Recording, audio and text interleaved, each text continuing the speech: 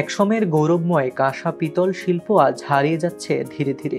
মুন্সিগঞ্জের লৌহজং উপজেলার পালের বাজার ও নাগেরহাট একসময়ের ঝলমলে বাজার আজ নিস্তব্ধ। ১৫০ শতাধিক দোকান ও কারখানা থেকে মাত্র কয়েকটি অবশিষ্ট।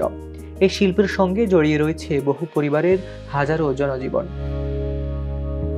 ৩৫ বছর ধরে কারিগর হিসেবে কাজ করা মোহাম্মদ রিয়াজমাল বললেন, অর্থের অভাবে এই শিল্পের অবস্থা ক্রান্তিকালীন। অনেক মালিক পেশা ছেড়েছে, বাজারে কাঁসা পিতলের চাহিদা কমেছে। আজকে পালের বাজার আর নেই। পদ্মার ভাঙনে দোকানপাট হুমকির মুখে। নতুন মালামাইন ও স্টিলের ব্যবহার বেড়ে গেছে, কাঁসা পিতলের বাজার কমেছে। এই শিল্পটাকে সম্প্রসারণ করার জন্য ঊর্ধ্বতন কর্তৃপক্ষ যারা আছেন, যেমন জেলা প্রশাসক বা প্রধানমন্ত্রীর সদয় দৃষ্টি আকর্ষণ করার জন্য বিনীত অনুরোধ করছি, যাতে এই ধরনের এই শিল্পটা আরো ক্রমান্বয়ে পূর্বের ন্যায় ফিরে আসতে পারে।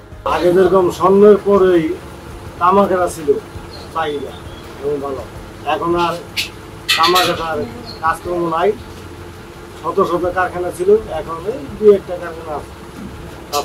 এক সময় গৌরবের প্রতীক কাঁসা পিতল আজ হারিয়ে যাচ্ছে ইতিহাসের অতলে।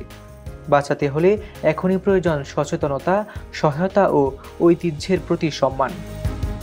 মুন্সিগঞ্জ থেকে রুবেল ইসলাম তাহমিদের রিপোর্টে হাবিবুর রহমান নিশান, খবর সংযোগ।